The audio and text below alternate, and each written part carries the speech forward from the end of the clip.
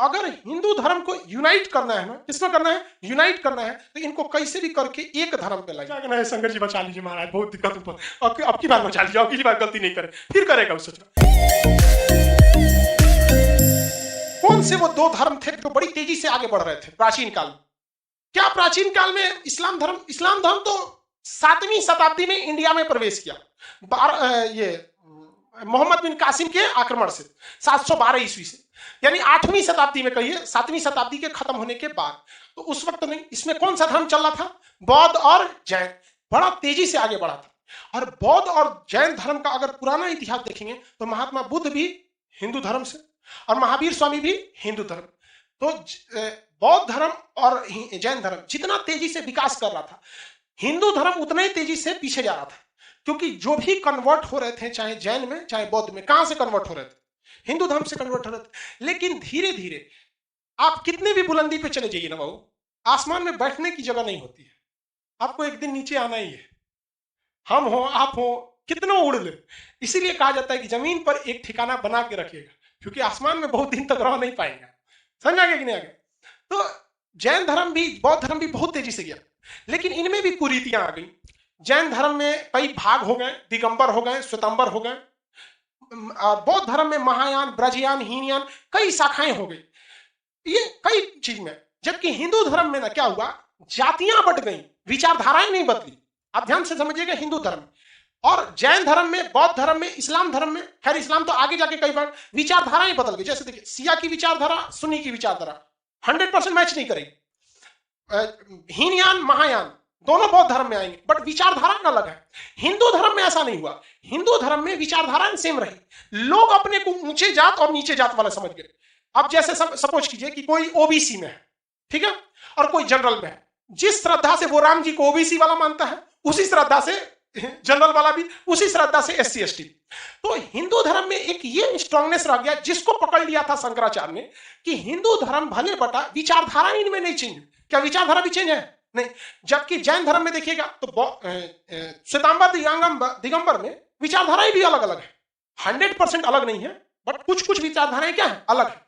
वैसे बौद्ध धर्म में भी विचारधाराएं, और इस्लाम धर्म में भी शिया सुन्नी का अलग अलग विचारधाराएं हैं। आप देखते होंगे मिडिल ईस्ट में तो हमेशा इसको लेके एक इंटेंस माहौल ही रहता है, चाहे इजराइल उसमें देखिए, सीरिया में देखिए, इराक में देखिए, वो विचारधारा है। तो शंकराचार्य ने, उन्होंने कहा कि यही एक मौका है जो हमें हिंदू धर्म को वापस क्या करना है, यूनाइट करना है। हालांकि शंकराचार्य से पहले भी बहुत लोगों ने कोशिश किया, लेकिन हमेशा नाम उसका होता है जो थोड़ा सा ऑर्गेनाइज तरीके से कर देता है, वेल एक प्लान तरीके से कर देता है। जैसे ऐसा नहीं है कि 1857 से पहले अंग्रेजों के खिलाफ कोई क्रांति नहीं हुई थी, या महात्मा गांधी या नेहरू या केवल भगत सिंह या केवल सरदार पटेल या फिर सुभाष चंद्र बोस ने ही आजादी की लड़ाई लड़ी थी। लाखों लोगों ने अपनी शहादत दी, लेकिन ऑर्गेनाइज न होने की वजह से उतना नाम नहीं हो पाया। तो भक्ति आंदोलन भी बहुत पहले से चल रहा था। भक्ति आंदोलन जो थी, मतलब भगवान की भक्ति में, उसकी चर्चा सबसे पहले कहां मिलती, उपनिषद। भक्ति की जानकारी पहले उपनिषद, लेकिन उपनिषद में बताया ही नहीं गया आराम से कि भक्ति क्या है। तो बाद में जब भागवत गीता आया, भागवत जो है ना, देखिए विष्णु भगवान जो थे ना, विष्णु भगवान के अवतार कृष्ण भगवान, और कृष्ण का ही एक नाम है ये भागवत, और उन्होंने जो बोला है उसको गीता में रख दिया गया, तो उसको क्या कहा जाता है, भागवत गीता। तो भागवत किसको कहा जाता है, मतलब विष्णु भगवान के ही अवतार थे। कई लोगों के नाम के आगे भी भागवत लगा होता है, मोहन भागवत, आरएसएस प्रमुख। हाँ, तो भागवत किस भगवान को इंगित करता है, कृष्ण भगवान। और कृष्ण भगवान रिलेटेड किससे थे, विष्णु भगवान के अवतार माने जाते। तो उपनिषद में उतनी डीप जानकारी नहीं दी गई किसके बारे में, भक्ति के बारे में। जबकि गीता में, भागवत गीता, हम गीता लिखे कि भागवत गीता लिखे, हाँ, भगवत गीता, गीता। हालांकि आजकल तो कलयुग आ गया है, लोग गीतों पे हाथ रख के झूठा कसम खा रहा है, कुरान पे हाथ रख के कसम खिलाया जाता है। जज साहब मैं झूठ नहीं बोलूंगा, सोच रहा झूठ वहां भी बोल देता है। कलयुग आ गया, क्या कीजिएगा। तो यहां पर स्पष्ट व्याख्या दी हुई है। तो क्वेश्चन पूछेगा कि भक्ति के बारे में जानकारी कहां से मिली, प्रथम तो उपनिषद, लेकिन उसके बारे में विस्तृत जानकारी कहां मिली, भगवत गीता में कहा गया है कि आप भक्ति के कई रास्ते कर सकते हैं। ऐसा नहीं है कि केवल भगवान के आराधना में विलीन है, दिन भर अपना कहीं बैठ के तपस्या कर रहे हैं, ये भी भक्ति है। इसके अलावे आप ज्ञान से भी भक्ति कर सकते हैं। ज्ञान से, जैसे मान के चलिए कोई ऋषि मुनि है, वो भक्ति से ज्यादा अगर इस चीज पे ध्यान दे रहे हैं कि कैसे लोगों को सदाचरण पे ले जाया जाए, गलत कामों से छुटकारा पाया जाए, तो ये भी एक प्रकार की क्या है, भक्ति है। ये भी एक प्रकार की क्या है, भक्ति है। तो गीता में आप देखिएगा, पढ़िएगा ना, कई चीज है जिसको आप मतलब वो कहीं ना कहीं से वो ये कर रहा है कि सच के लिए आप कुछ भी काम कीजिए, वो एक तरह से क्या कहला जाएगा, भक्ति कहला जाएगा। आप देखिए ना कि कई सारे नियम कानून तोड़े गए गीता में, लेकिन किसके लिए, सत्य को जिताने के लिए। तो विस्तृत जानकारी भक्ति की किसमें दे दी गई है, भागवत गीता में। गीता ही लिख देते हैं, मिट गया है, उतना बड़ा आप क्या लिखेंगे। भक्ति आंदोलन पहले बार जो स्टार्ट हुआ था, सबसे स्टार्टिंग में, वो दक्षिण भारत से चालू हुआ था। रीजन क्या था कि जैन धर्म और बौद्ध धर्म कहां से आए थे, सब उत्तर भारत से, और इन लोगों को दक्षिण भारत में उतना विस्तार तेजी से नहीं मिल पाया था। हालांकि ये चंद्रगुप्त मौर्य की मृत्यु जो हुई थी वो श्रवणबेल गोला में हुई थी, वो भी इस वजह से क्योंकि यहां से वो लोग अकाल वगैरह पड़ गया। तो जो जैन धर्म और बौद्ध धर्म है, इनका विस्तार ज्यादा नीचे देखने को नहीं मिला था। और 7वीं सदी में जब इस्लाम धर्म ने भारत में एंट्री मारा, तो इस्लाम धर्म भी मुल्तान के रास्ते एंट्री मारा, पंजाब मुल्तान वाले एरिया में, मोहम्मद बिन कासिम की। तो साउथ का एरिया अभी भी जो था, वहां हिंदू धर्म का क्या था, थोड़ा वर्चस्व था। साथ ही साथ यहाँ देखेंगे श्रीलंका पड़ता है, राम जी का यहाँ पे तो अलगे तांडव मचा के आए थे, नहीं ओके मारे थे, क्या नाम होगा, रावण, वो सब। तो साउथ से ना भक्ति आंदोलन आगे आया, लेकिन फिर यहाँ विचारधाराओं में हल्का चेंजिंग देखने को मिलता है। वैष्णव धर्म और शैव धर्म दोनों हिंदू धर्म के हैं, ब्रह्मा विष्णु महेश। हालांकि ब्रह्मा जी का कोई अलग से संप्रदाय उतना नहीं, लेकिन विष्णु भगवान और शंकर जी, इन दोनों में दो अलग अलग मत चलते हैं। तो जो विष्णु भगवान को मानने लगे, तो भक्ति आंदोलन में दो आचरण चली। एक चली अलवार संतों की, किसका, अलवार, और एक चली नैनार, किसका चला, नैनार। अलवार संत जो थे वो विष्णु भगवान की आराधना करते थे और उनके अवतारों की आराधना करते थे। इनमें 12 बहुत प्रमुख भक्त हुए सब उस समय के, ठीक है, लेकिन ये लोग विस्तृत जानकारी नहीं दे पाए। नैनार संत तो भैया शंकर जी भोलेनाथ वाला का खाली बैठल रहेगा, इनका तो अलगो है। अभी सावन नहीं का चल रहा है कि नहीं रहा है, अभी सावन में मीट मांस बंद हो जाता है, तो सचुरा सादा खाना खाइले नहीं जाता है। देखिए तो अभी किस नैनार संत किसके थे भैया, शंकर जी, उन्हीं को ना शिव कहा जाता है, शंकर जी के थे। इनमें 63 भक्त हुए सब, देखो भैया, भोले बाबा यूं जीत गए, दिख रहा है। विष्णु भगवान के कितना, नैनार के आप एग्जाम में भुला जाइएगा, कैसे पूछेगा अलवार संत किसकी उपासना करते थे, तो आपको ये याद रहेगा कि विष्णु या फिर शंकर जी या फिर विष्णु जी में किसी एक का था। एग्जाम में कंफ्यूज जाएंगे, कहां जाएंगे। ये बताइए 3 गो आंख किसका था, 3 गो नयन, 3 गो नयन, नयन से नैनार, याद रहेगा।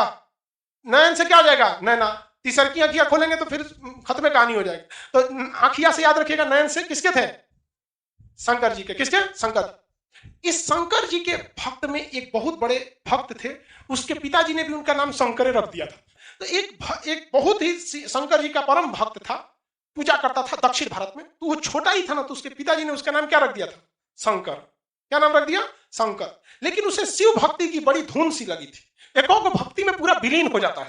देखिएगा एकदम, अब अभी तो कांवर यात्रा बंद है कोरोना को लेकर, नहीं तो एक को ऐसा निकलेगा सब कांवर यात्रा में लोगों को एकदम भक्ति में ढल चल जाएगा उधर, कोनो दिन दुनिया से मतलब नहीं। वैसे ही लड़का का नाम था शंकर, एकदम भक्ति में पगलाइल, लेकिन पढ़ने लिखने भी एक नंबर, पढ़ लिख कर आचार्य बन गया। पढ़ लिख कर क्या बन गया, आचार्य। तो बच्चा था तब ना कहेंगे शंकर, बड़े हो गए तो आचार्य जी हो गए, तो क्या नाम हो गया, शंकराचार्य। क्या नाम हो गया, शंकराचार्य। शंकराचार्य किसके भक्त थे, किसके भक्त थे, शंकर जी। शंकर जी के बहुत भक्त थे, और इन्होंने भक्ति आंदोलन को एक नया रूप दिया। जो जैन धर्म और बौद्ध धर्म टूटकर, हिंदू धर्म से टूट के जो लोग उसमें समाहित हो गए थे, उन्हें वापस लाने का काम किसने किया था, शंकराचार्य ने किया था। और ये 6वीं से 7वीं शताब्दी के बीच में चल रहा था। 6वीं से 7वीं यानी 600 ईस्वी के बाद चल रहा था। 600 ईस्वी जो थी वो बौद्ध धर्म और जैन धर्म दोनों की विनाश की स्थिति थी। दोनों की किसकी थी, विनाश की। और इसी समय इस्लाम धर्म क्या मार रहा था, एंट्री मार रहा था। शंकराचार्य यह समझाने में कामयाब हो गए कि आज से 600 साल पहले भी लोग हिंदू धर्म छोड़ के बौद्ध में गए थे, लोग हिंदू धर्म छोड़ के जैन में गए थे। आज देखिए दोनों में कुरीतियां आ गई, दोनों में संप्रदाय बढ़ गया, फिर आप वापस आ रहे हैं कि हिंदू धर्म में, अब देखिए कि इस्लाम धर्म आ रहा है, आप वहां जाएंगे तो फिर लौट के आएंगे। ऐसे करते अपने हिसाब से। उस समय तो यूट्यूब फेसबुक था नहीं, धीरे धीरे लोगों में क्या हो गए, फैल गए। तो शंकराचार्य बड़ी ऐसे क्या हो गए, फैल गए। इन्होंने अपना एक मत दिया, उन्होंने कहा अद्वैतवाद। क्या दिया, अद्वैतवाद।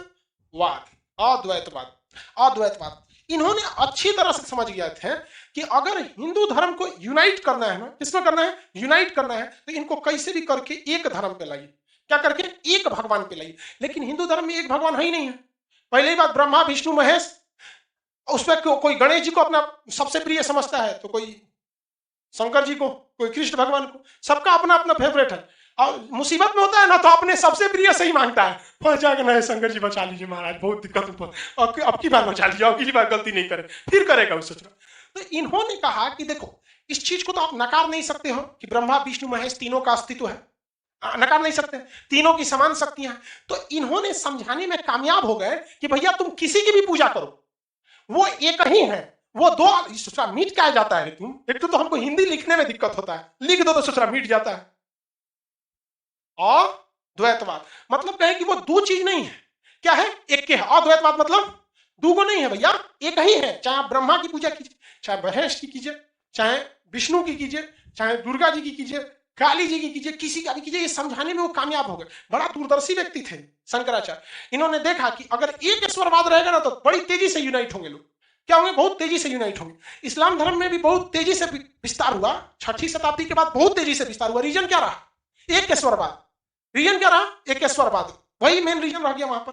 तो इन्होंने भी क्या सिद्धांत दिया, कौन सा सिद्धांत दिया, अद्वैतवाद। क्वेश्चन पूछेगा, अद्वैतवाद सिद्धांत किसका था, शंकराचार्य। अब शंकराचार्य को मानने वाले लोग क्या कहलाएंगे, हिंदू धर्म से तो अलग है नहीं, लेकिन कुछ ना कुछ मॉडिफाई इन्होंने किया था। तो इन्होंने जो अपना एक ग्रुप बनाया था, अपना एक संप्रदाय बनाया था। जैसे हम आप ही को कहेंगे तो आप खान जीएस के स्टूडेंट हैं, अभी किस बैच के कहलाएंगे, हिस्ट्री बैच। इससे एक आसानी होगा, कौन सा बैच के कहलाएंगे, हिस्ट्री बैच के। जब बैच की बात ना रहेगी तो सीधा आप कहलाएंगे कि नहीं भैया हम खान जीएस रिसर्च सेंटर में पढ़ते हैं। उसी तरह इन्होंने जो अपना संप्रदाय बनाया उसका नाम रखा स्मृति संप्रदाय। कौन सा संप्रदाय, स्मृति संप्रदाय।